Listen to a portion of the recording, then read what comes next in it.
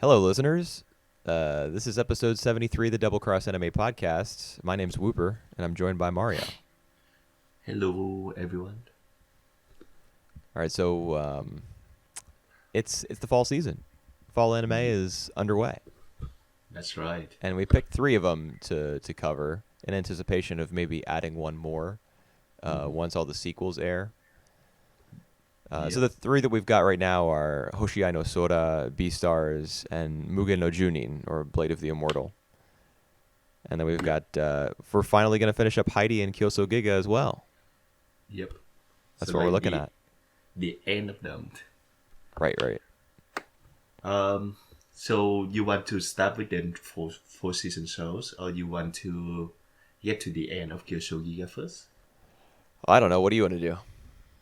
Um. All right. I think let's tackle Kyousougiga first. All right, episodes 9 and 10, the last two. Yep. So we reached to the Sorry. end, and how do you feel about how the show wrap up? Pretty much the same way that I felt the first time I saw it. Yep, which is I was like falling asleep while I was oh right. watching. Just kind Uh, of bored and not really connected to any of the characters. And really wow, tired of that's hearing sad. them say stuff like desiring a future does not betray the past. Just tired of Yep, all the talking, the stabs at philosophy, yep, the that are supposed to be like sneaked into the script amidst all the pretty backgrounds taking place in other dimensions. Like it's just too hoity-toity for me. yep. Well, I, I also feel that the first half is much stronger than the second half, and especially when they put like Mioe the first. I think his name is Inari. The father basically come as the villain. Sort of, not really, right? Yeah, sort of. Yeah, that's right, sort of as well. So he basically just want to break stuff. It's just want to make something different by breaking stuff. He doesn't have like anything concrete in plan. Basically, just a whim on a whim. That's what I think. What, you mean his entire creation of Mira Kyoto? His like his moment of like using Koto to wreck the whole other universe. Well, doesn't he try to wreck the current universe? Because I mean, you see Mira He Kyoto in shambles, ruined yeah he buildings, and the yeah big red tower in the middle of the city falls over. yeah he basically tried to wreck every single universe, so like 13 of them I think. Yeah, why'd he do that? Not sure, and we have like the whole I would say like 7 8 minute lengths of him like talking on stuff. Yeah, I actually timed that scene. So there's a famous scene in Evangelion Yep, where Unit 01 holds Kawaru, one of the angels, and it's just a still yep, shot of Shinji in Unit 01 holding him in this pose with Beethoven's Ninth Symphony playing in the background. And that shot lasts 62 seconds. And when, people, when that all right, aired on 62 TV, seconds. Yep, when that aired on TV, people were like, what the hell is this? yep, Why, this is an anime. Why isn't there any animation? Blah, blah, blah. So then I timed the scene where it's Inari and Koto walking just from yep, the right hand side of the screen to the left as he explains basically the entire history of their world, and that yep. he's a god and that his brother is the head priest of shrine, etc. That was literally double the length, 126 seconds. Oh, I feel like it's 7 minutes for some reason. I just feel like it's so Well, endlessly I don't blame you for feeling like it was straight 7 minutes, because it definitely felt really long. I mean, I get that he was supposed to be explaining something difficult to wrap your head around. So Yep.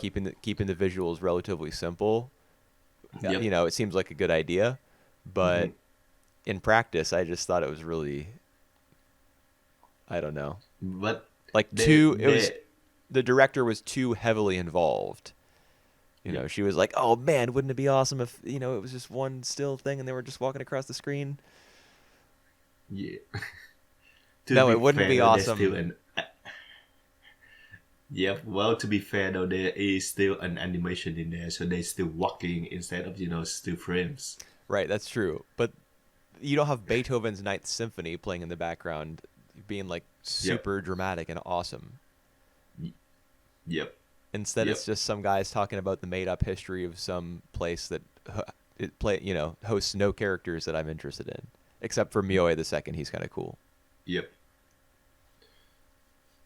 So yeah, I think like the last thread is more about Mioe than like Koto, but oh well, it just like for me it just doesn't come well together. Everything doesn't resolve to get well together. Especially it's more like a family drama, which like on with like the father just acting up and like the kids trying to save up his mess. I mean, it's supposed to be a family drama because that's the way that the show pitched itself to us, Right. doing Yeah, entire that's right. episodes based on all the different family members and learning about them and such. But by the end, it kind of becomes like a man versus God scenario rather than man versus man. Mm-hmm. Mm-hmm. Because there's this cataclysmic event happening that's been triggered by a god, um, you know, kind of forcing somebody to be his agent. Unlocking Koto's destructive capabilities with his sword like that. Um, Mm-hmm. and so Mioe has to. It's like when Mioe reconnects with Koto and they resolve to like defeat their or put a stop to their father's scheme. It's really like he's defying God's will. It kind of the humanity of it, like the interpersonal relationships are kind of lost, I Mm-hmm. feel. And I mean, that the show kind of reveals itself to have been working towards that goal all along because Mm-hmm. his entire plan, as a god who was given the ability to create and destroy life, was to make this like everything that happens in Mirror Kyoto is as a result of that ability of his. Um, Yep. Yep. and the reason that he leaves Mirror Kyoto in the first place is because he feels as though his children aren't going to want to, given what burdens he's laid on them, like his children aren't going to want to Mm-hmm. associate with him, so he runs away. This was the Yep. story of a god who, Doesn't take responsibility. yeah. Mm. So I mean Yeah, the that makes the, the sense. scale the scale of the series gets way too big for me Yep. personally at the end. Right. Hmm. All right. I, despite I think like the ending doesn't really hit me much. I still like the world. I think that it's original. The visual is really nice. For example, the background, everything. So like for me, it give me like it's refreshing. And yeah, so I still hold up my opinion with Kyousougiga like I do on my first ride. Okay. Well, that's good. The rewatch has not dulled its appeal for you. Yeah,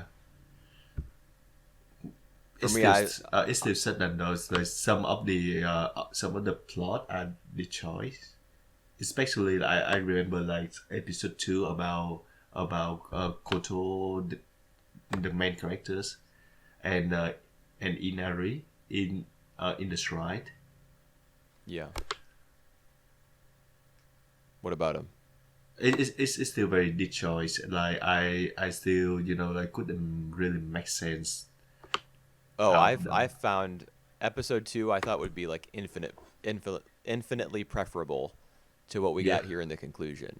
At least Yeah. in episode 2 there's like a little bit of intrigue, as opposed to these episodes which attempt to spell everything out for you, but just end up being a confusing mess instead. Yep. Yep. All right. I see.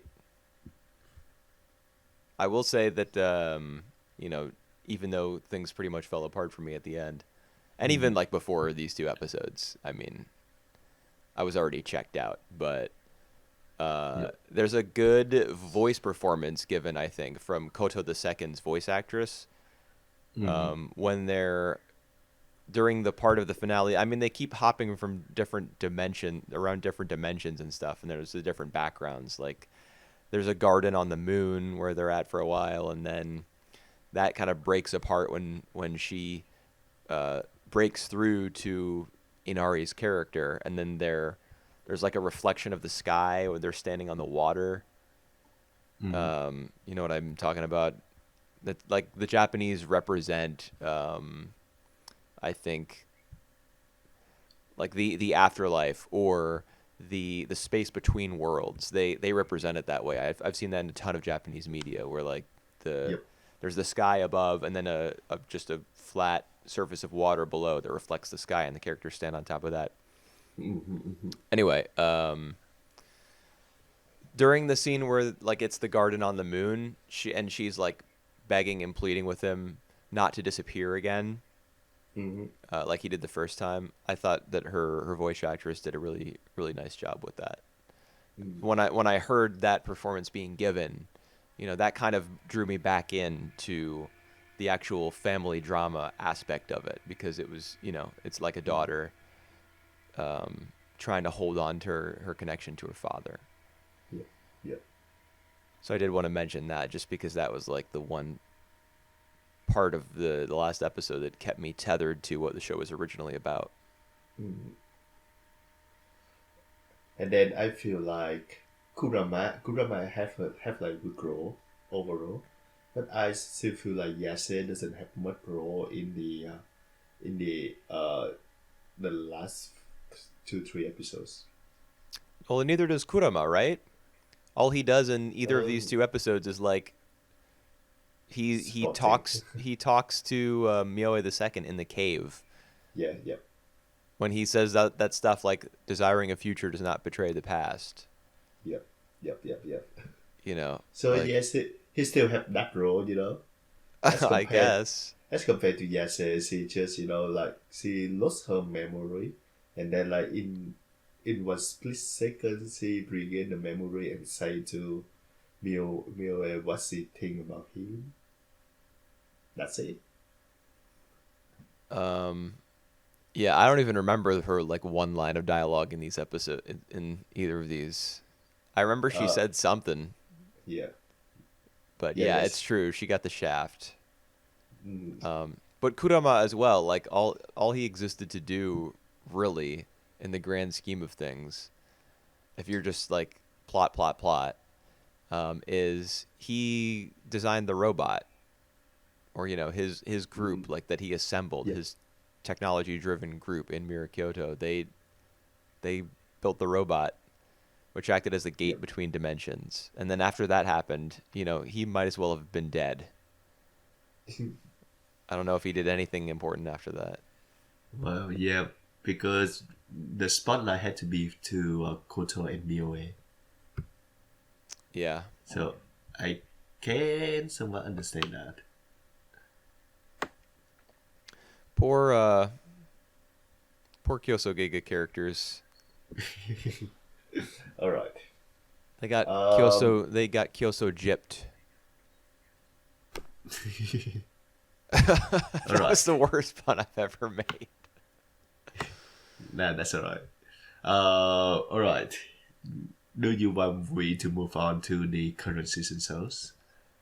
Yeah, let's talk about one of them. Yeah, all right. It's up to you to pick one then. Oh, okay. I mean, I just watched Mugen no Junin, so let's talk about Blade of the Immortal. All right, Blade of the Immortals. Couple episodes here. I think from one source that I read, the first episode of this version of Mugen no Junin Immortal it actually like a recap of what happening in the first in the whole season of the 2008 anime. No, I thought this was a new adaptation, Yeah, adapting the that manga in full. so I'm not really sure because that's just on one of the shows that I read. So that That for doesn't me, sound if right.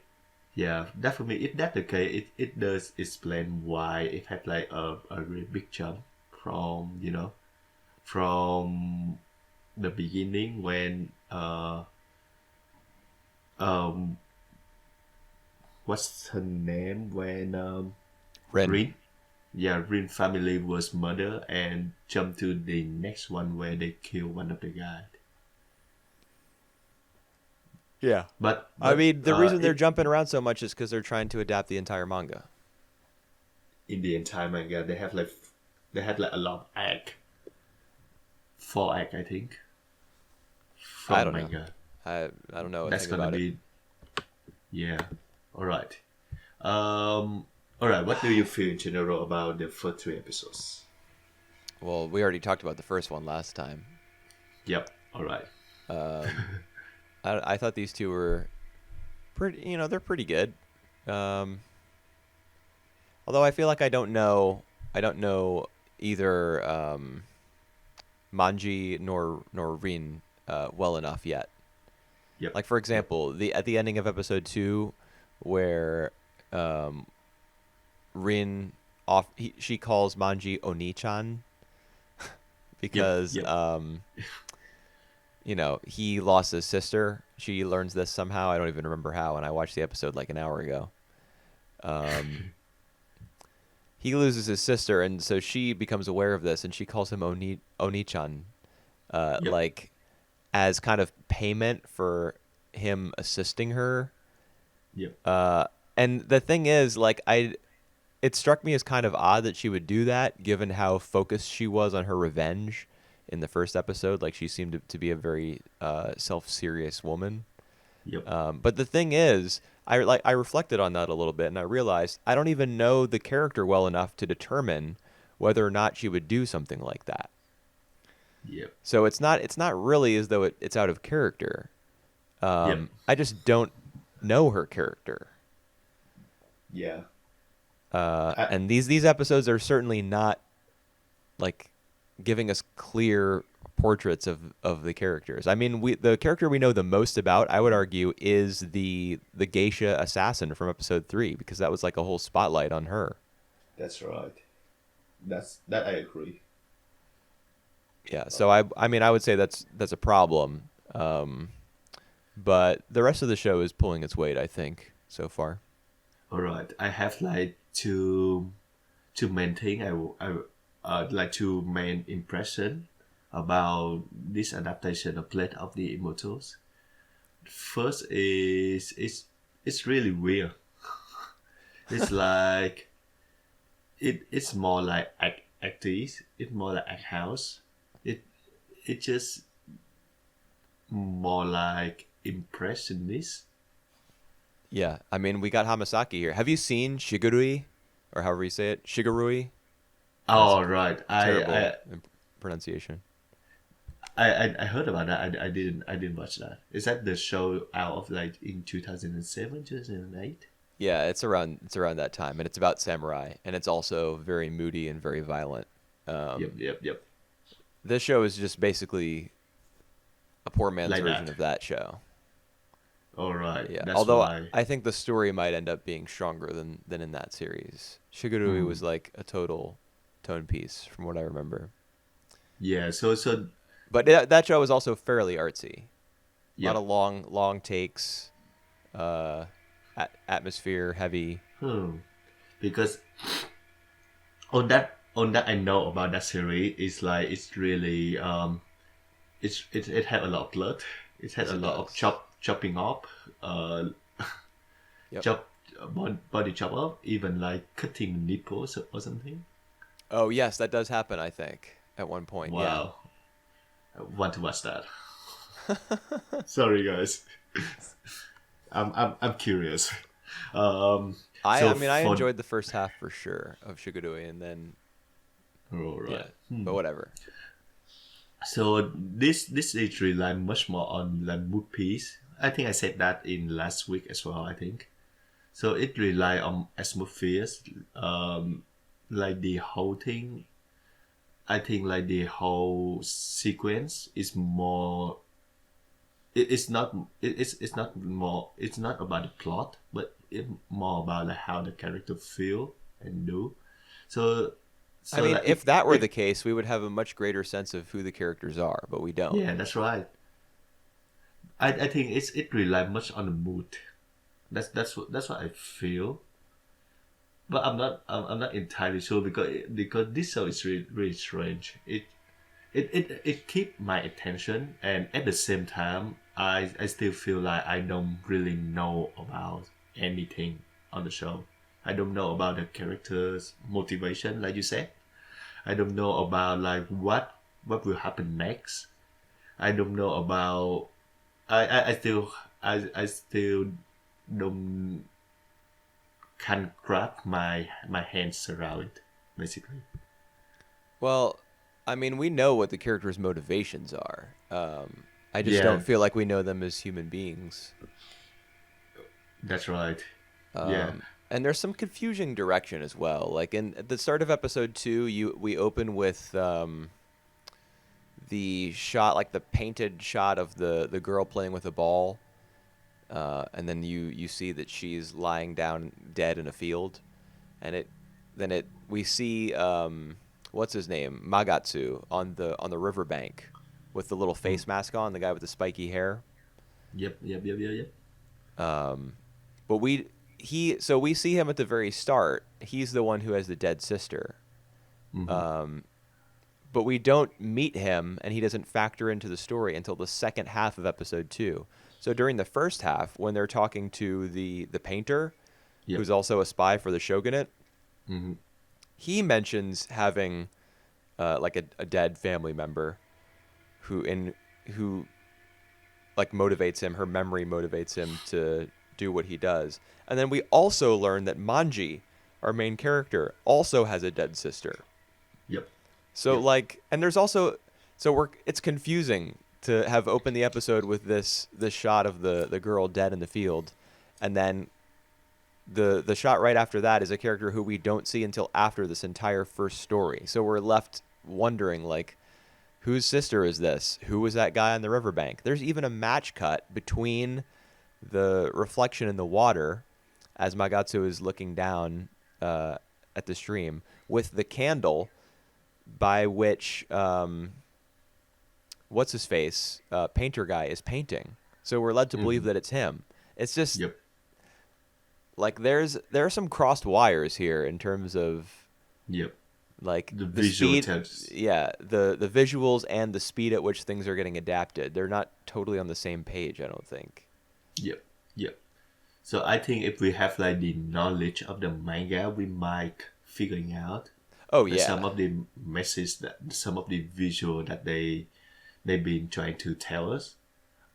As for us though, it's like we are brand new. We just trying to connect the dots basically.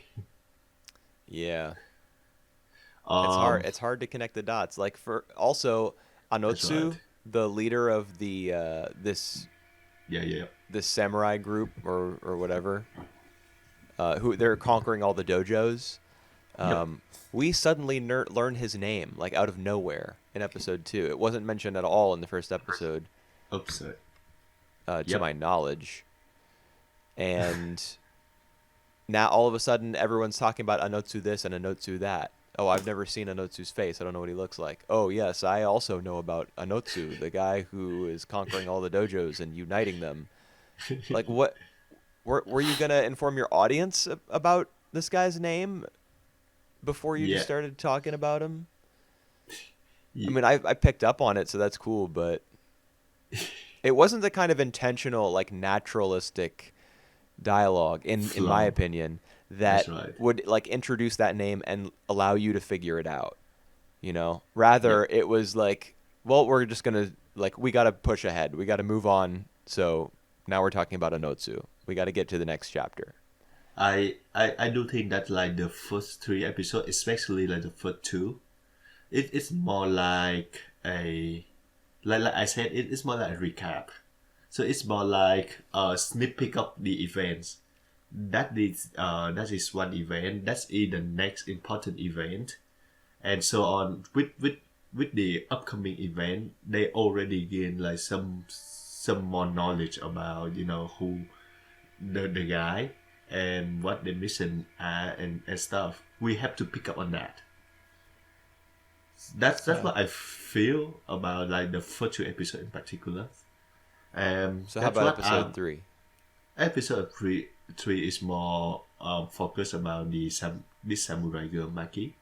So it's actually remind me of some episode in Samurai Champloo, which is good. Um, Yeah. I mean, are you thinking about the one where Jin tries to free the geisha yep, girl? yep. One of those. That's right. Yeah, Yeah. But I mean, in this one, it's all about the geisha girl. It's not about the guy who's in love with her. that's right. Um, Um, in fact, so the guy who's in love with her, or who claims to be in love with her, yep, in order to use her as a tool, yep, that guy that's is Anotsu apparently. yep, that's right. I didn't think that was like super clear Uh, in the series.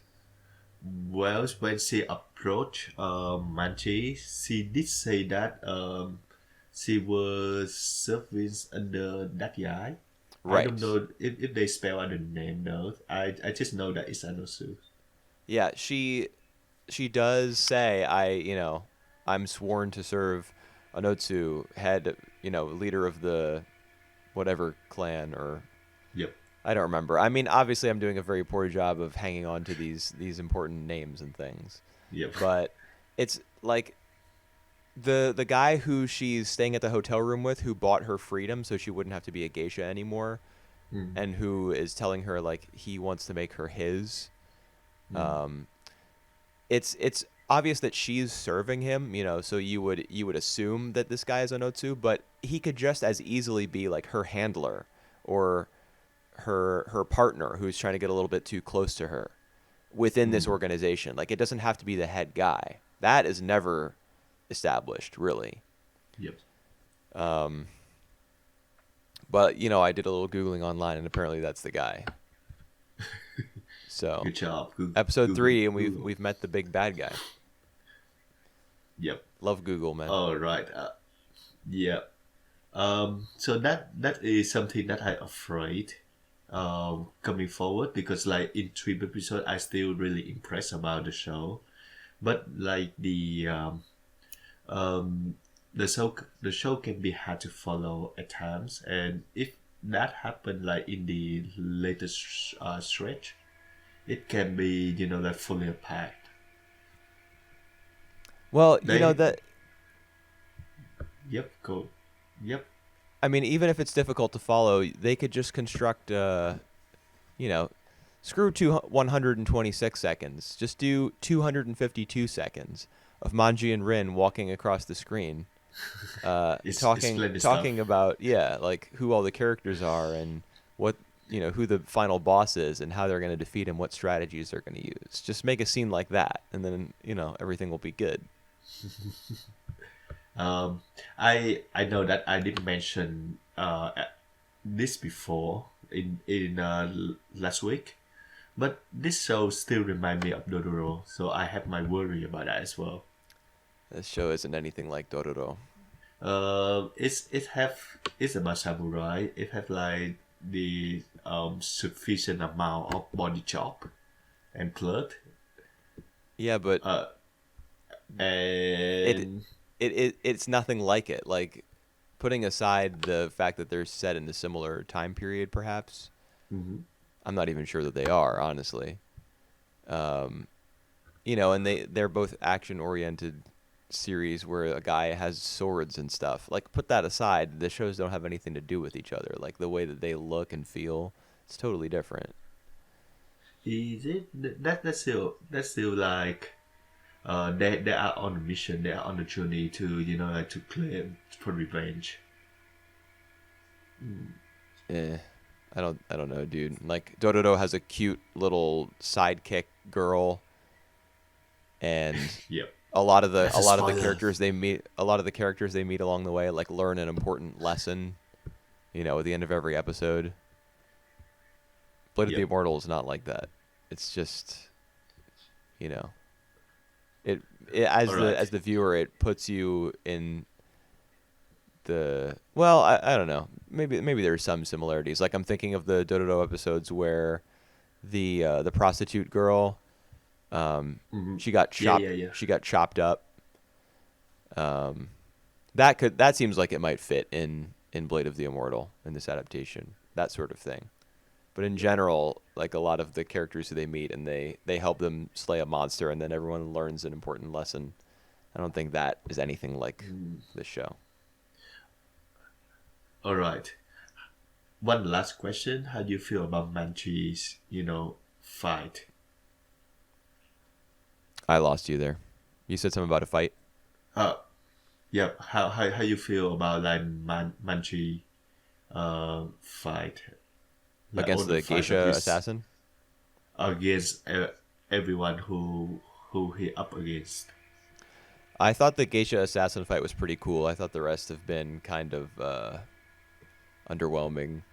Like they're all super Uh, fast paced and frenetic, but the geisha girl, like the emphasis on tactics, where she's a spear wielder, and the yep. way that they're like he's using short range weapons, she's using long range weapons, and like the way that they're clashing is really Mm, interesting, and the tactics that she uses, like camouflaging herself and sticking her spear in the wall and then being up on top of it so he can't locate her and stabbing him through the chest from behind.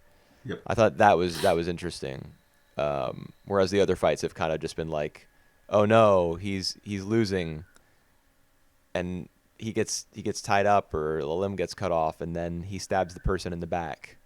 Yeah, that's what I mean. Like he actually lose on the fight, but then he played dirty because he basically immortals and no one know that, so he can be able to stab them in the back. Yeah, but I thought the fight in episode 3 was a little different than that, so that was kind of cool. Yeah, that's right. That's right. It does a bit different, but he still lose. Oh well, He yeah, but in that one he gets like totally outclassed. right. That's right.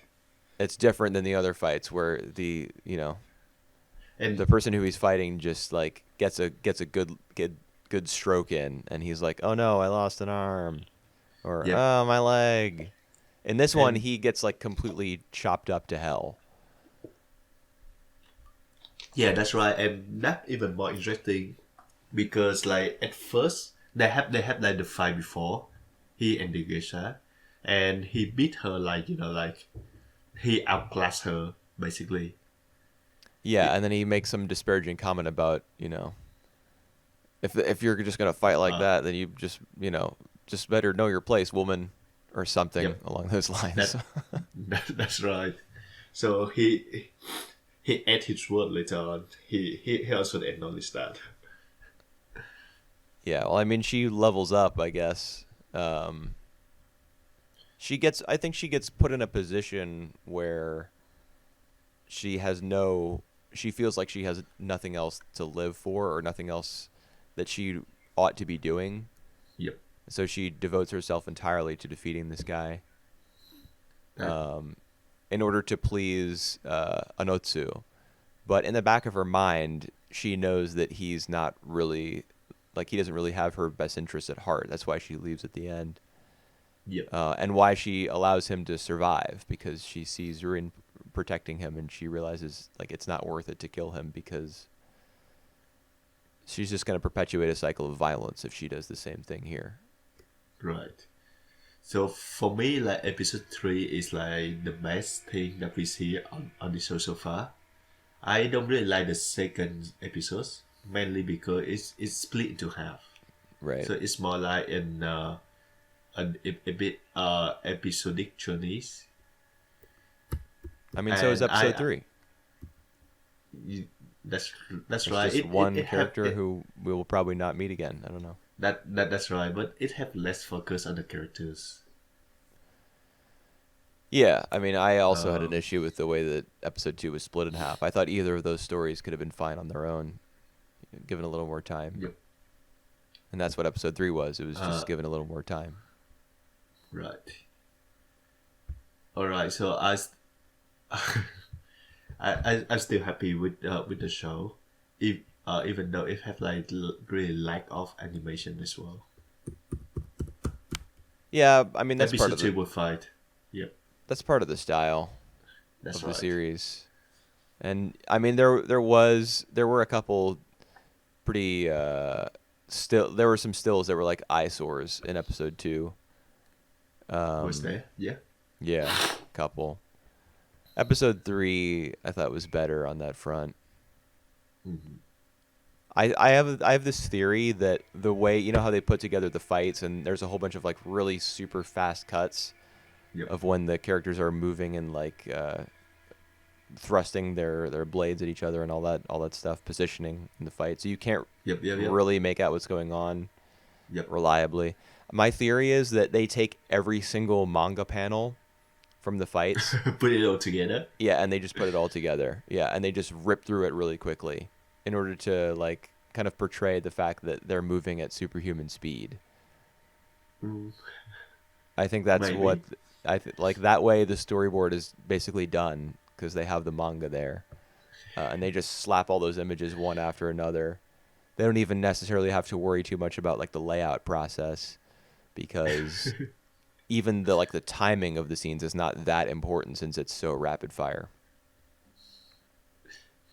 Maybe you could be right. Yeah, I'm not That's gonna go check the manga to find out, but all right. All right. Are you good with the next show? oh, good. What's the next show? Let's go with Hoshiai no Sora. All right. I thought this episode was pretty good. Um, I still enjoy the first episode than the second one. Oh yeah. Yep. I mean, the first episode does have the crazy ending that Yeah. everyone was going nuts over.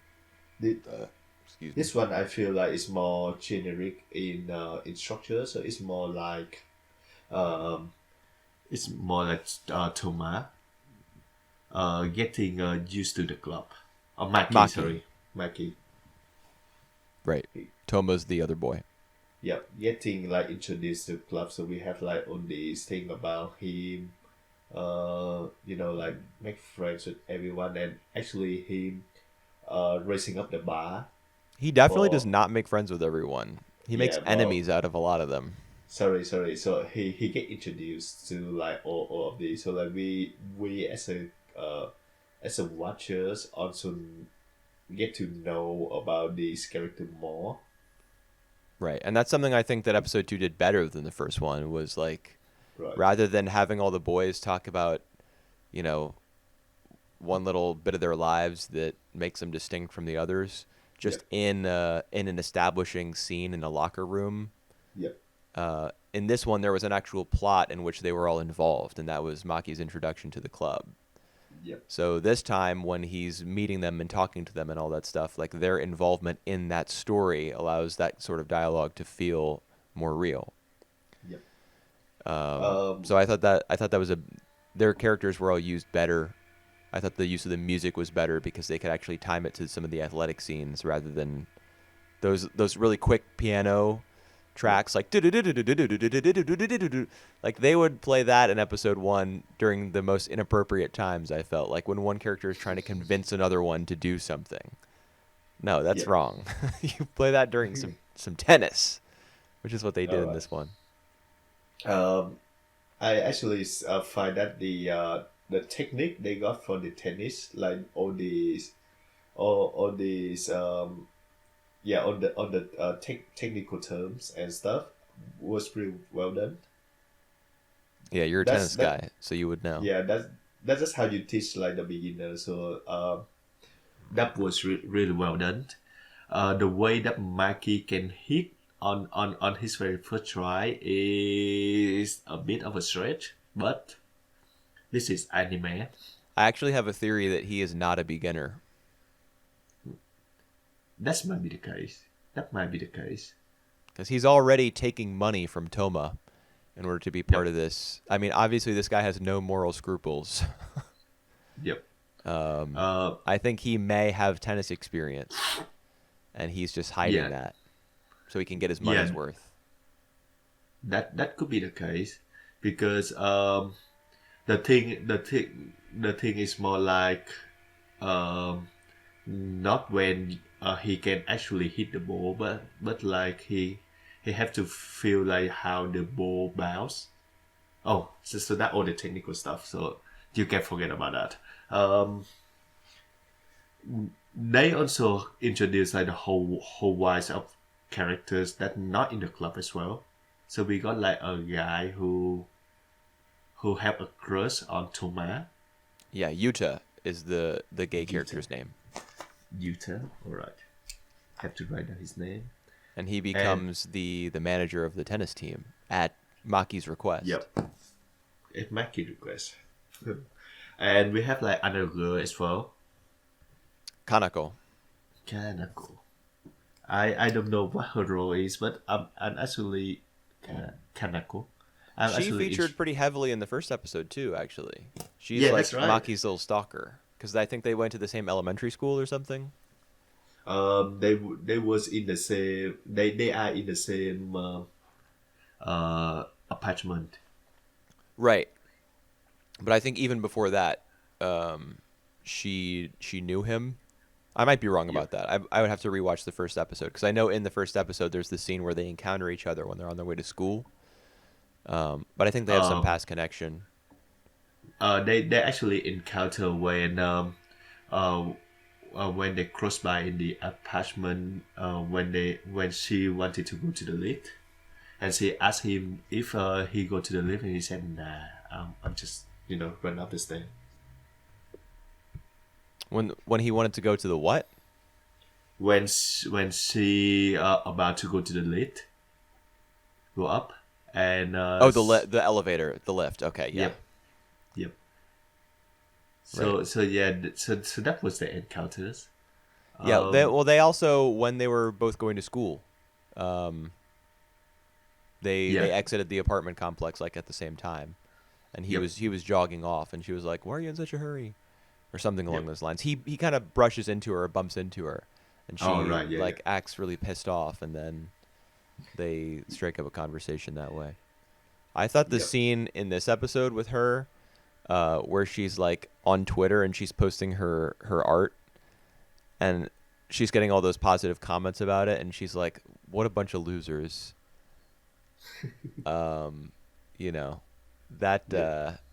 That sort of like super negative, arrogant behavior kind of hints at the fact that she's like really kind of socially isolated from everyone else. Yep.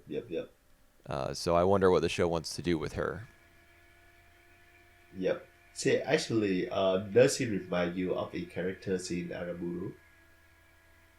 What, the principal or what's her face? The writer. The writer. Oh yeah, the writer girl. Yeah. I mean, Araburu just like I lost all interest in that after a while. Yeah. But I mean, I guess she's kind of like the writer. Yeah. Yes. Actually, very much. With these characters. Yeah. But I still like her characters. I actually like, that's one of the best strengths of the show so far, because I can relate it to all of these characters so far. The main two characters, that girl, and even to some degree all the supporting characters. How about the student council president, the heavyset girl who does the dancing in the ending theme? Yeah. Did you see the ED? I see the ED. I see her dancing, and she demand my attention actually. So yes, I like her. I like her design. I want to see more from her though, because I just think that this is the end of her. she don't have much role on the story. Yeah, I mean, she's the student council president, so she might get more, but I think her main role was to, like, issue that declaration that, the clubs that suck are not going to get any more money, Yep, yep, yep. like she did in the first episode.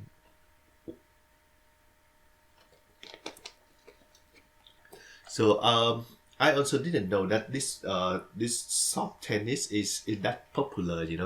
They have like the whole club. Oh, I doubt it's really that popular. Yeah, the whole club of boys and girls actually practicing. Yeah. I don't know. It's probably something That the director is really interested in yeah, particular. that's so niche. That's what I mean. Yes, for sure. But yeah, I like about the character so far. But I feel like it's like the intensity that it got from the first episodes about all the Um. dark stuff going on. Oh, yeah, I guess so. I mean, although the way that Maki antagonizes the other members of the soft tennis club Mm, can be said to be pretty intense.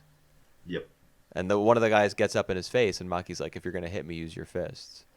And obviously, that yep, scene can be read on multiple levels because of the history that he has with his father. right.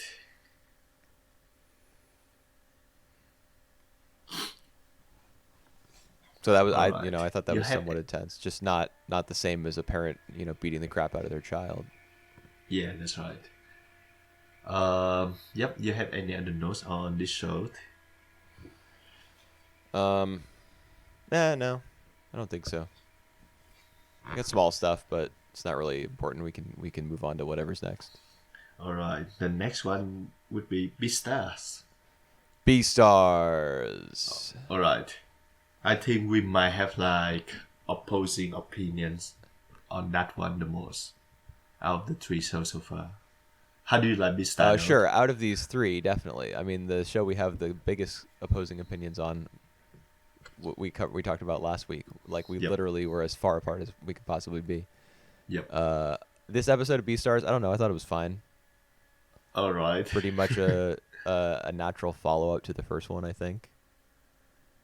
They Yep. spend a lot Yep. of time in Legosi's head because that's apparently where the show is meant to be. Like Yep. after all the attention paid to the scene where he grabs Yep. the rabbit and does like a million somersaults. That scene was played at the start of the first episode, at the end of the first episode, at the start of the second episode. Yep. Like the whole the whole OP is all about like, oh, is he gonna give in to his base instincts? And Yep. this entire second episode was like, oh man, are carnivores gonna give in to their base instincts? Yep. So No subtitle. Hey. yeah, I don't know what to make of that. Like what?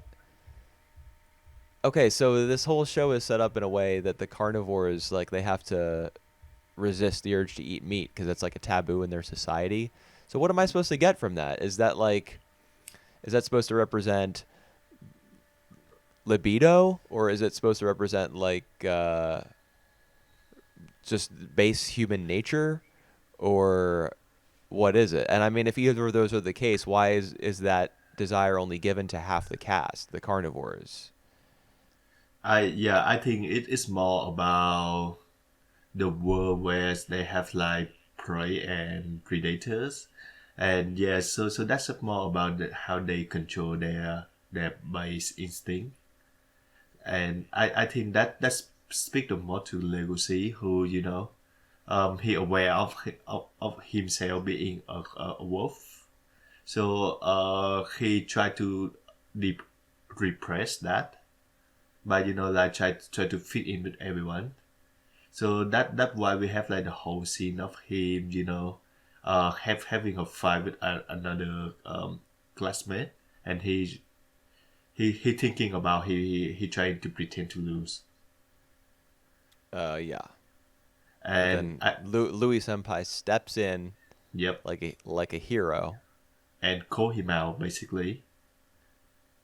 that he knows that Legacy is trying to trying is was thinking about that, about trying to lose. Right. Yeah, So, I mean, but the point I was making is that I don't understand what the hunger that carnivores have is supposed to represent on a human level.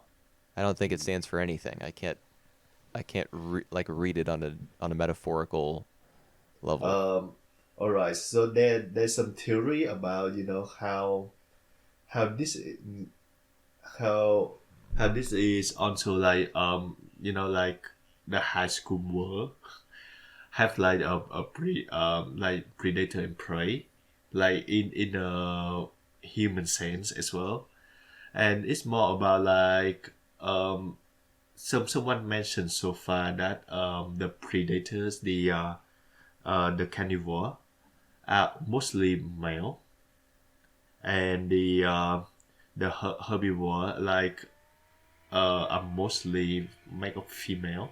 Yeah. So it's more about like sexual, uh, s- sexual dominant as well. All right, that's probably a part of why I'm not really interested. Yeah. Because if that's the case, it's just so tired. Like, oh Yeah. no, all the big bad I boys are just out to eat up these young sweet girls. yeah. I gotta I protect don't. the maidens. That's Like, right. I eh, don't like. I don't it's like that. 2019. I don't like that metaphor either. So I still hold up on that. Um. But how you feel about the Haru behaviors? Like she actually, Who?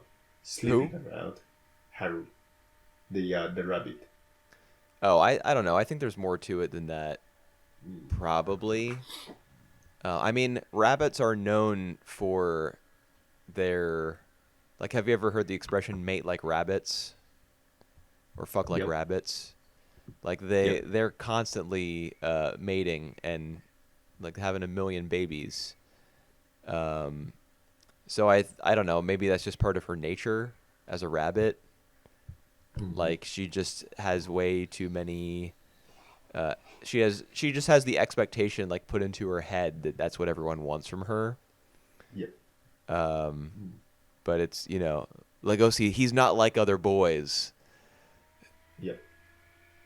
I guess is what she's gonna discover, and then they're gonna fall in love and stuff. But then, I mean, this is basically Twilight. All right. All right. He's the vampire who wants to suck her blood, but he resists his base impulses in order to be with her because he loves her. Huh. This is Twilight. All right. Because for now, I think that's what I like most about their chemistry so far. That Legacy have like some special feeling with the rabbit.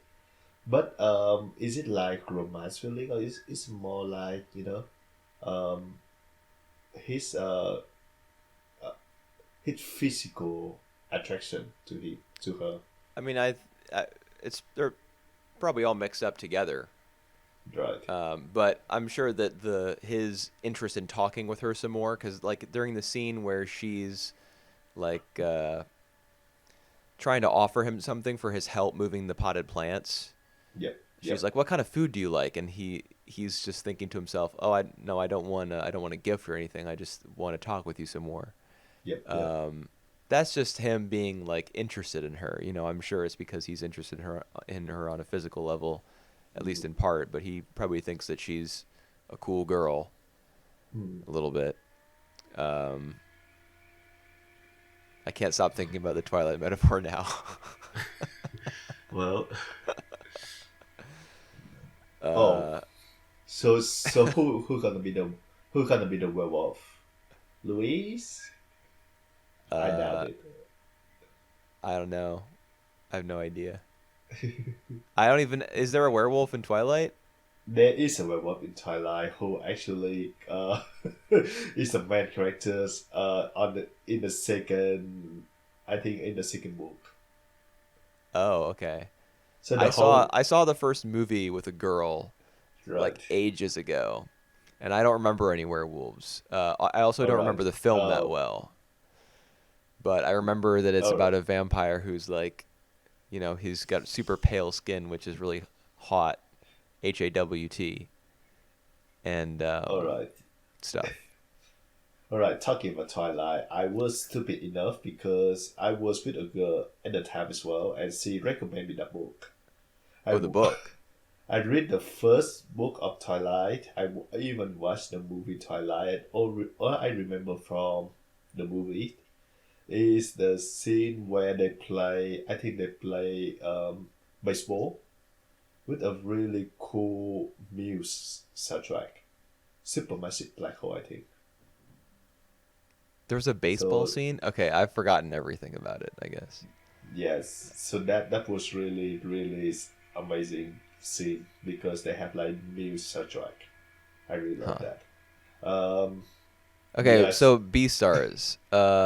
What is the deal with her like taking off her clothes at the end? I mean, yeah, we already speculated about it a little bit, but if you think back to the first episode where the other rabbit with the half white face, half black face, oh my yeah, God, I didn't mean blackface like that.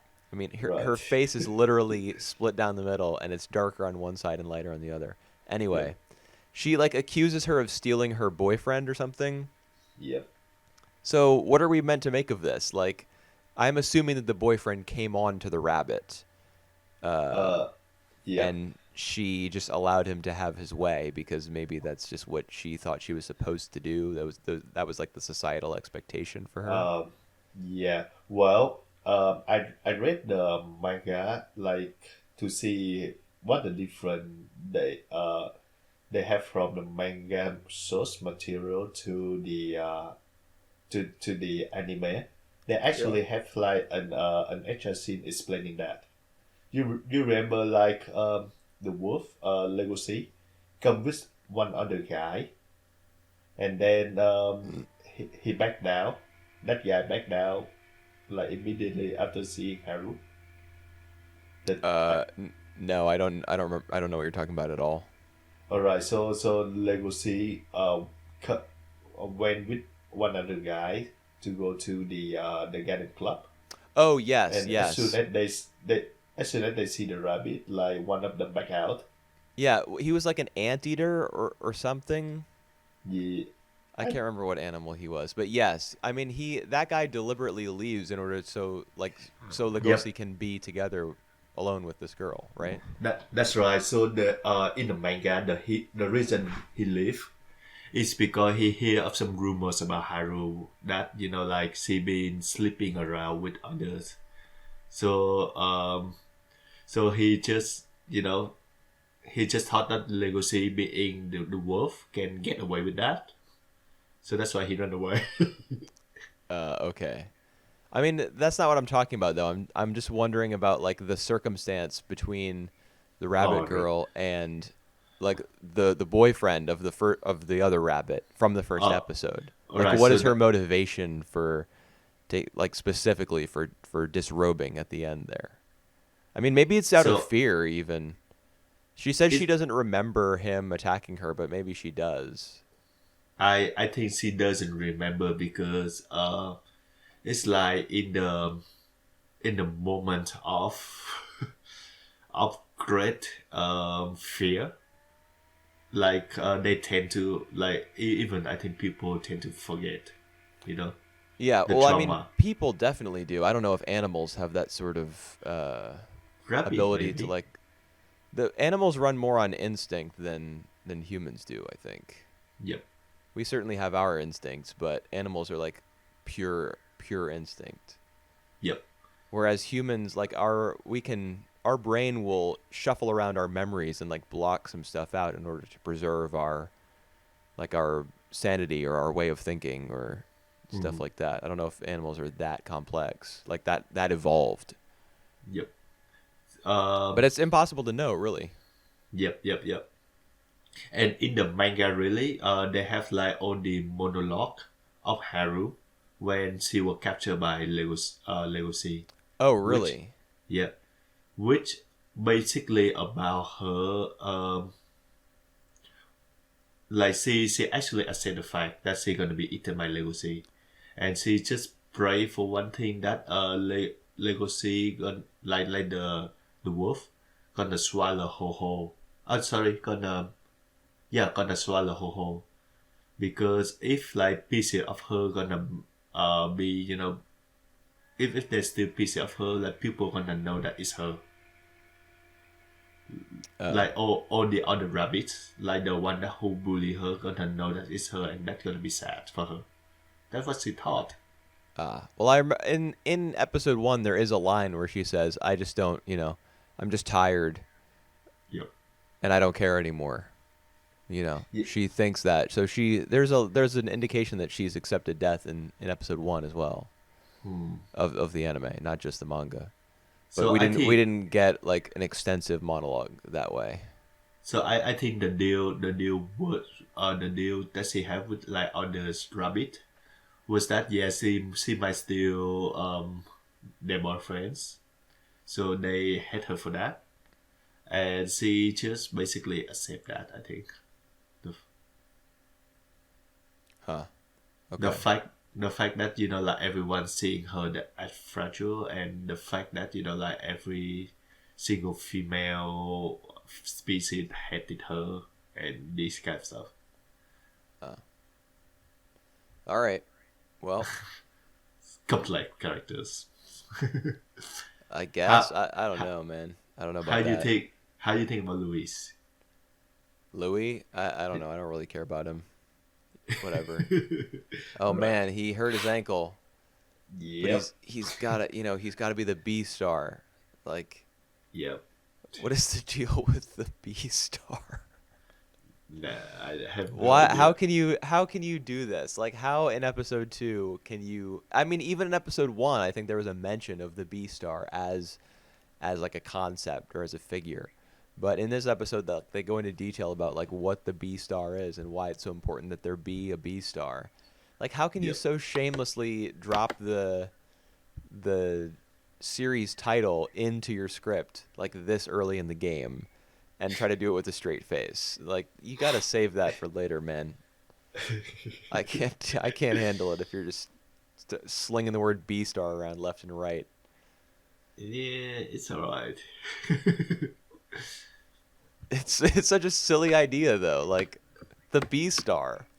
Get it? Beast and star? Yeah. I I I can't. en- I enjoy the play of words. Okay, I just thought it was silly.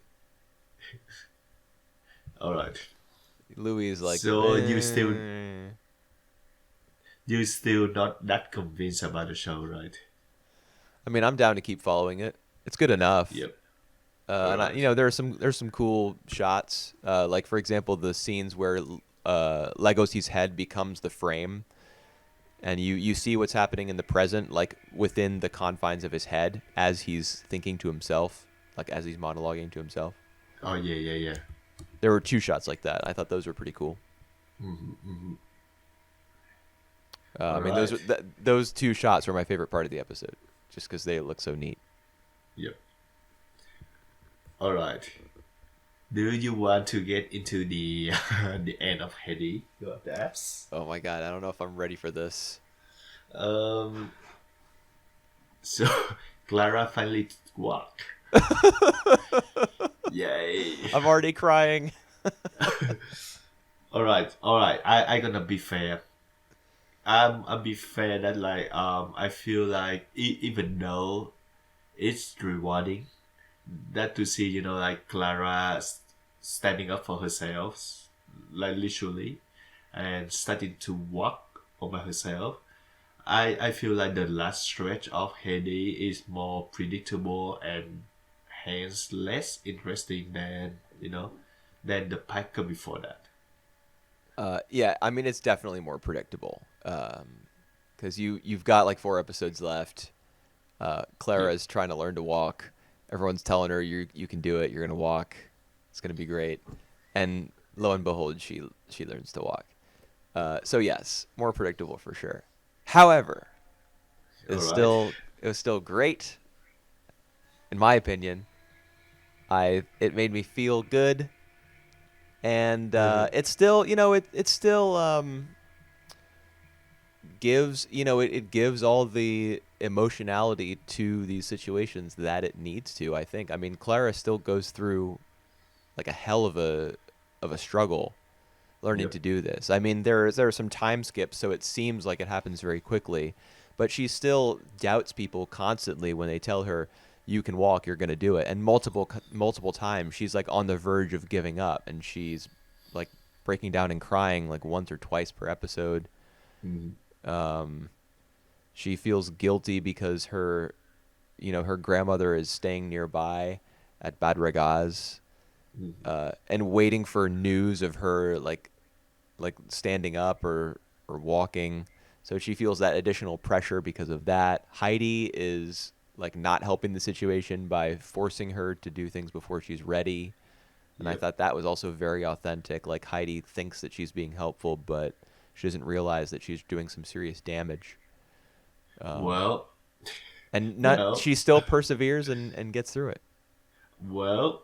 All right.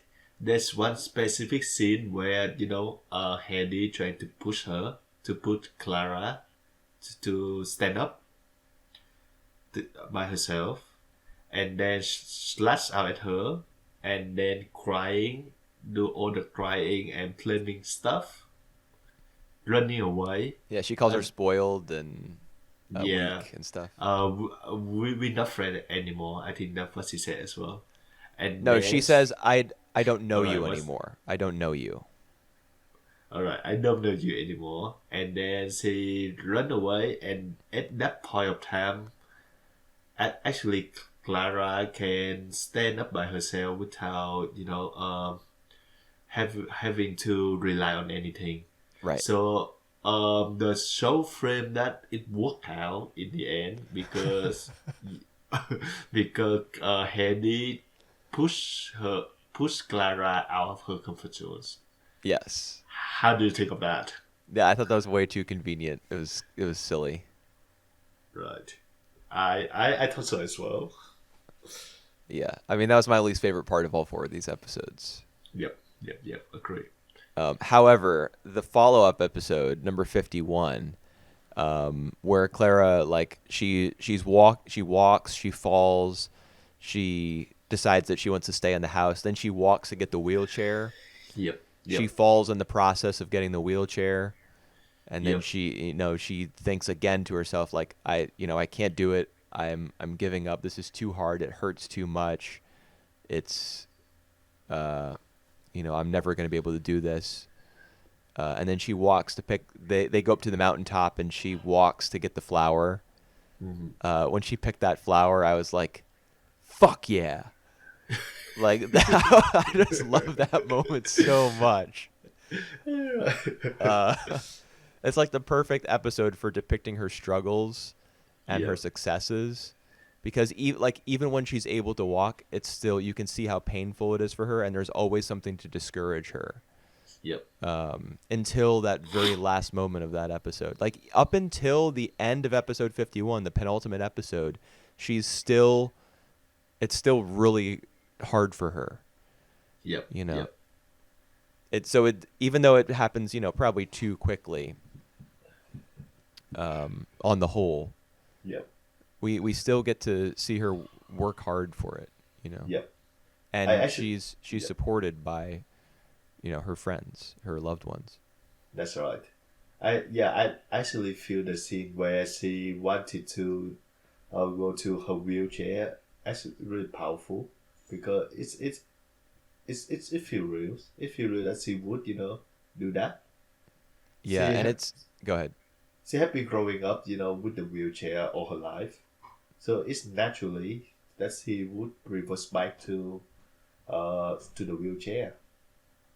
Yeah, and it's so interesting, the paradox at the heart of that desire, because in order to reach the wheelchair, she has to do like the most walking that she's done so far. Yep. Yep. And the way that scene is laid out, the amount of time that it takes, Yep. and especially the way the little layer of like strings that they add to or it might even be a synth Yep. actually, that they add to the instrumentation to like kind of give it a feeling of dizziness or like wooziness, Yep. like Yep. Yep. she might not make it to the chair.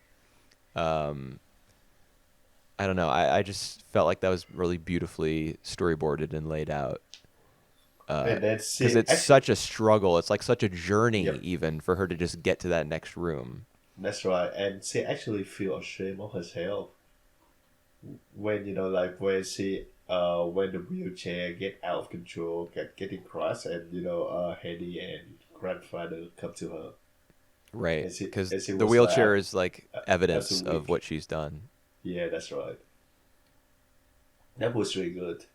What I found not so good was we have her father and her grandma coming to visit her, and the way they talk was so innocent that she still can walk.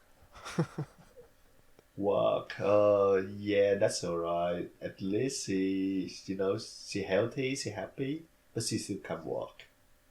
Oh my god, I was like, I don't know. I that's a thought bit too they much. when they saw her, he was like, "Oh, thank you so much, Heidi. Thank you, Peter. Thank you, grandfather. She looks Yep, so happy. I'd heard about it from my mother, but I couldn't believe it. Like seeing her, I couldn't believe it. yep, Um, he was really happy about like her physical condition even before the yep, big yep, yep. reveal about the walking. I just have Um, a minor qualms regarding the scene before that. what's the scene before that? Oh, when Yeah, they're in yeah, the carriage, when he's talking to yep, his mom in the carriage, and she's like, "Oh, it's such yep, a shame that she can't walk." yeah. I'm waiting. She still can walk. Yeah, Come on, come on. yeah, That's a I bit know. much. I mean, yeah, that's true. But we did see how obsessed she became when Yeah, Clara yeah, was that's able right. to stand up that one time. Like she started pressuring her really Yeah, irresponsibly. yeah, that's right. So obviously it was, and I mean, her advanced age might have something to do with it. Like she may not have much time left before she passes That's on, right. and so she wants to see Yep, Clara make this breakthrough before it's her time to go. that's right. Yep. Hi. Um, Do you actually notice that there is like a change of X style in the last episodes of Heidi? I in a couple scenes I noticed something a little bit different. Heidi's face was a little bit wider. Um, and there's a scene where after Clara has already left and they're talking about fall when they're picking apples and grapes and stuff. There's a Mm-hmm. shot where Heidi is like in the grapevines and she's picking some fruit off the vines. She looks totally Yeah, different there. yeah, yeah, yeah, yeah. Is Yeah, this what you're talking about? Like a yeah, different model for some of the characters or something? that's right. That was what I was mentioning. Okay.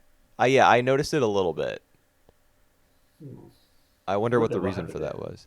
I Yeah, mean, we noted at the end of episode 48, which is the one where they go up and have a picnic by that reflective lake.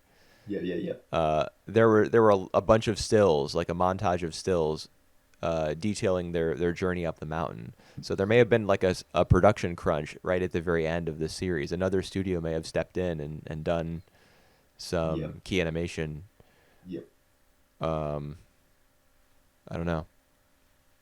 yep. Yeah, But it looked a little different, it but I does. think it felt the same mostly. Yeah, it does look refreshing though to see It, like Heidi in like another models. oh, really? Yeah. Refreshing, huh? Okay, I didn't really get that. I just kind of took it in For me at least. stride. Yeah, I barely noticed it. I did a little bit. Yeah. Dude, the moment when Clara said she wanted to go back to Frankfurt, Yep, yep, yep. I just lost it. All right. That that's true, right? I mean, like Frankfurt is still her home, so Yeah, she just wants to be away from the difficulties of learning to walk. Like she just yep, wants to be away from there. yep, yep, yep, yep, yep, Dude, like that's so real. yep. And Grandpa handles that very well, you know. Dude, Grandpa was a hero in these Yeah, episodes. Did you yep, the way that like when she's upset after that conversation they have where he like shows her um he kind of talks to her and shows her that she is making progress and that even though it's not as fast as when she started, That's just the way it's going to be naturally because like she's going to have to take smaller and smaller steps to get to Yep. the end. Yep. Like after that conversation, whenever she's upset, she'll turn to him like into his body and cry Yep. as though she's treating him like her own father. Yep. When I saw her start to act that way, I was like, oh my God, this is so good. This is perfect. All right. You see the prime example of how to handle the child there. Yeah, like And it even was, like his method to like to get her to practice to walk again, he actually really sound. oh, you mean when he picked her up and walked around with her and watched the kids play Now, I mean during like episode 49? by exercising her feet first. Oh, So yeah, by yeah. From by the doing knees that, down. yeah, from the knees down. Yeah. So it's like step by step, and I think that's really that make a lot of sense. Yeah, we never really learned about grandfather's past. I mean, all the way back in episode 20 or something, he Yeah. has that conversation with the The- pastor, the priest, whatever. Oh yeah. And we learn that he has like some demons, some skeletons in his past. Yeah. But we never learn what those are. Yeah, that's right. But in this episode, we see that he has some medical knowledge. Like he would not be coaching Clara to do all these specific exercises and stuff if he didn't know a little bit about like human physiology. Yep. So he may have been a doctor and he may have killed someone, I or don't wa- he may have been like a military man, and he may have done some sort of medical service in the armed forces yeah. or something like. I don't want to go that far. That he might have killed someone, but he might look like the Watson guy, the Doctor Watson guy. He- I mean, he's a much better character than that. well, Although he does have the benefit of a 52 episode series to make that happen. That's right. And one thing we know that he educated. Yeah. He have like he can read. He have like all these, knowledge about how to All handle sorts of his- things. Yeah. Basically, he's basically a wise man. Yeah, he's a wise old man. Yep. And I remember thinking like, oh, this show may actually end up being his story, like how he reintegrates himself into society. And you get that in small doses, but it never Yep. really factored into the plot in a major way the way I was expecting it to, at least at a certain point. That's right. The biggest step he takes is living down in the town with people during the winters, so Heidi can go to school. No. Actually, I think the biggest step that he take was talking to the cheese man and arrange with him to get the cheese if he like fix up some of the stuff at his house. You're talking about the butter man? The butter. Butter, yeah, not cheese, the butter. He's the cheese man, yeah. Yeah, the butter Yeah, man. he's the cheese man. Right. Yeah. I mean, I don't know. I thought that was kind of minor. Why did he need the butter again?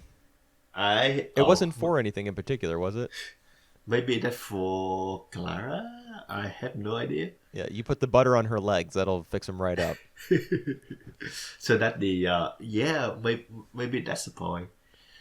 He put the butter in her leg so that the goats come to lick it, so that becomes like a kind of matcha.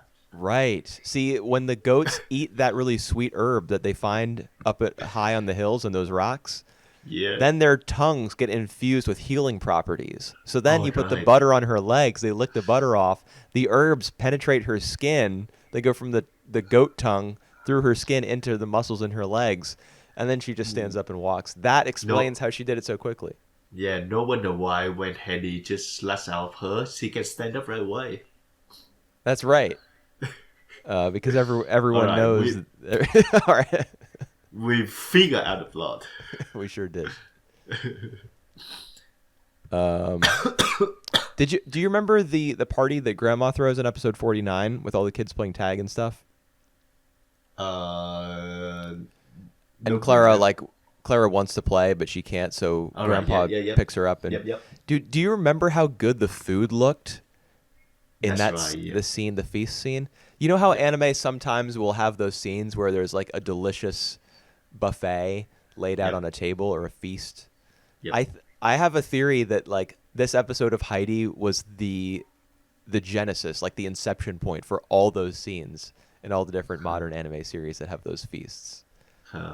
I can't imagine like that there were too many anime before this point that took the time to set an entire table full of food and Yep. like illustrate It it that does way. look pretty good. Yeah. I also loved the ending shot of episode 49 after grandmother leaves. You get the reverse push in. I guess just the scene, the shot like pulls out down the road. Yep. And you like it indicates that grandma is leaving because the camera's moving farther and farther away from the characters, but it's also revealing more and more of the road to symbolize the fact that Clara has a long path ahead of her towards rehabilitation. I really I'm noticing techniques like that in this series, like the way things are framed, the way things are shot, much more than I do in a lot of other series. I feel like a lot of modern anime are just consumed with like adapting a work in such a way that they get all the stuff on the screen that they're supposed to get on the screen, and like that's the priority. Yep. And but the simplicity of the layouts in this series really allow you to consider what the characters are doing within them and where the camera's positioned and what you can infer, what you can learn about the series and what it's trying to tell you based on those things. Yep. And one thing I really appreciate is on the last 4 episodes we have like the theme song of Joseph. Yes. He He even goes up to the goats to the mountaintop one day so Peter can come down. Yep. And witness the surprise when Heidi stands up and walks around for her dad and her grandma. That's right. Joseph, just the biggest bro of all time, literally more responsible than a human being, taking care of all the goats up there. Yep. I think like one of the thing that's now in hindsight I really appreciate the show doing. Remember like how at first few episodes she got a bird. I don't even remember. Peachy. All right. And it's never it had like a brief coming back, but it's never really like appear anymore. And eventually like she forget about him as well. Like she still remember him, but you know, that's sort of like I mean like it's really what childhood is like, right? You have friends, you make friends at one day, like they are all you think of, and then one day they just leave, and you know it's become like a memories. You still fun up that memory. You don't you move on your life. Right. I think there was a particular episode about that idea specifically. I can't remember who it was who was talking to Heidi about it. Probably grandfather. Peter. Oh, really? Yep. I remember the scene. Well, I mean, when Peter talked to her about it, he was like, "Oh, it's just a bird. You know, it's just a bird." Wasn't that what he was saying? Kind of like dismissing her. That was see like a whole lot of birds look different. Look the same as Chippy, and he was like, so who exactly were Chippy? Peachy. All right, and as he said, like all of them. I thought I remembered a conversation between her and maybe somebody like grandfather, where he talked to her about like your friend may not have come back, but you'll always have your memories. All right. So maybe Maybe I'm imagining that, because that sort of conversation happens in a lot of children's series. Yep. But yeah, that's true. She was hung up on that bird for a while, but then it just became a part of her life, Yep. like a part of her history. Yep. And even to understand Yuki as well, the goat, the kid goat. Right. When she grow up and having a baby, we don't see much of her anymore. But Yeah. Cutie was the name of the baby, right? yeah, cutie. That's right. The only characters I'm glad that we see like all the characters like in the last episode, like all the entire cast, even down to Rottenmeier. Yeah, she gets her last little nice appearance. Like, That's right. she's encouraging Clara, and she's telling her, like, you're definitely going to get to go back to the Alps if you keep making progress at this rate. Mm-hmm. Thank you. Thank you very much. All right. She learned something. The only character that I want to see again that she didn't appear on the last few episodes was Andete. I want to see some of her. Actually. Nah. Get out of here. Well, I want to see maybe her redemption or something. No. Even an evil woman. Rottenmeier has her redemption. Come on. I don't know if that counts as redemption. But she certainly made a nice final appearance. And Dete, though, she basically sold Heidi off to improve her own status somehow. And that's not even detailed, I don't think. Yeah, well, all right. It's terrible. All right. So and then we get the... What's up? I was just saying that you said like this show gonna be in your top 25, right? This shit is in my top 10, dude. Oh god. Yes. Good. I loved it. I was crying during all 4 of these episodes. Wow.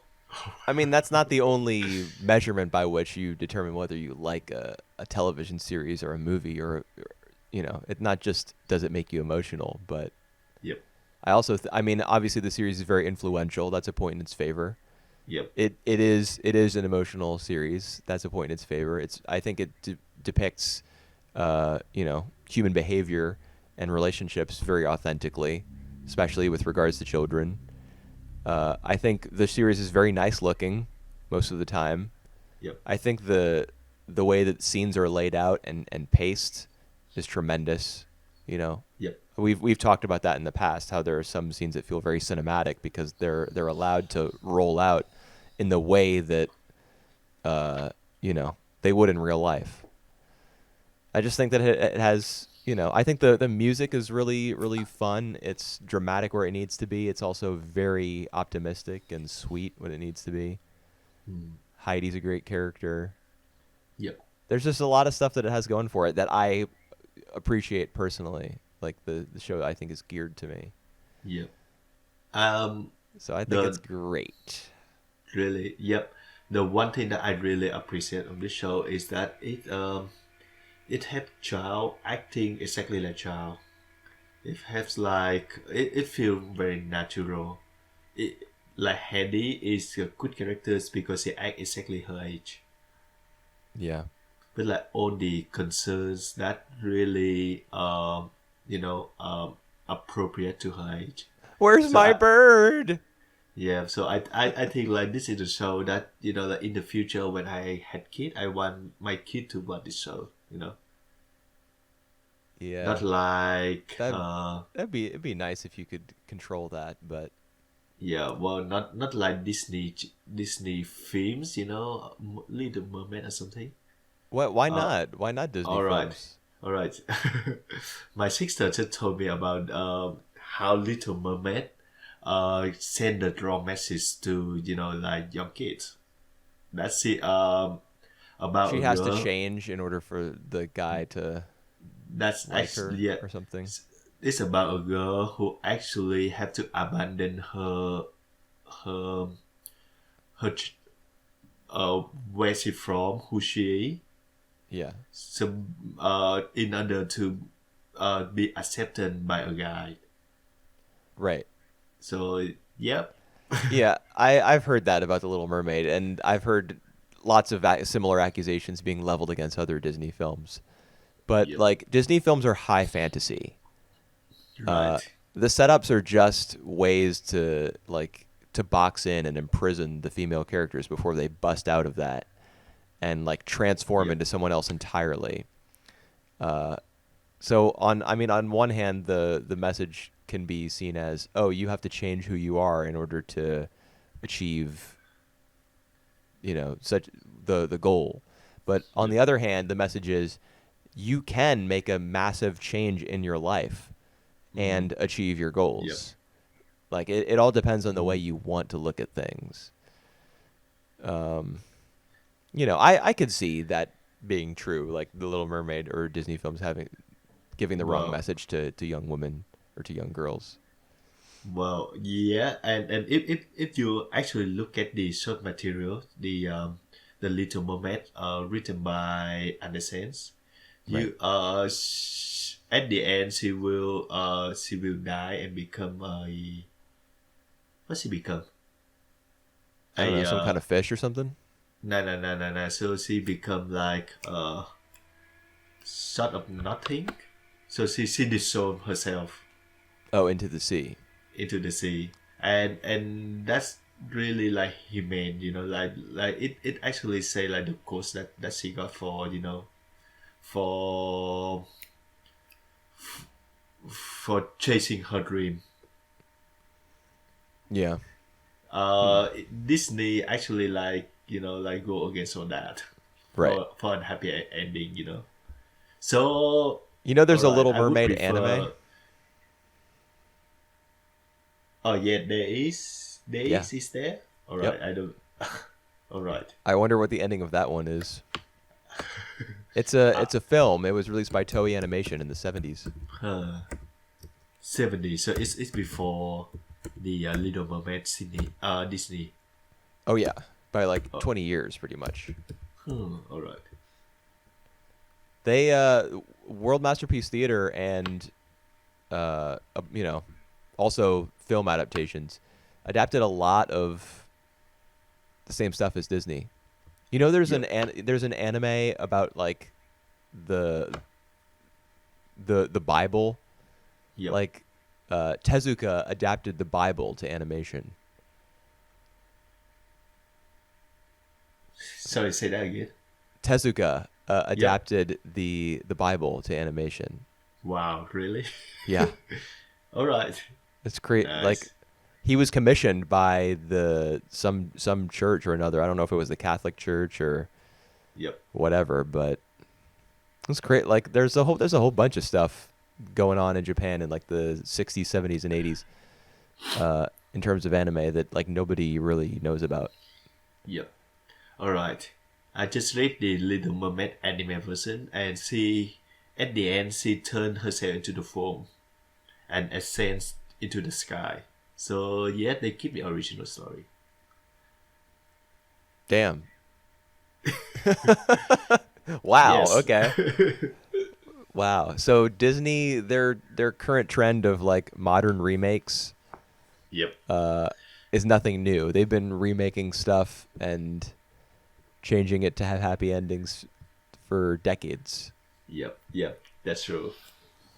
Okay. Anyway, Heidi Girl the Back Alps. to anime. It was a Yep. pretty cool show that I liked. Yep. I think that's gonna be in my top 50. I'm not really sure, like, if it's gonna be in my top 25 though. But yeah, this is the show that I told you, like in the future, if I have kid, I want kid to watch that, and I think by that time I even appreciate that more. Oh well, absolutely. Once you have a child of your own, you're gonna Yep. rewatch this and you're gonna be like, "Damn, Whooper was right. Oh right. It's a masterpiece." Yeah, that scene got me. I remember like Whooper told me that.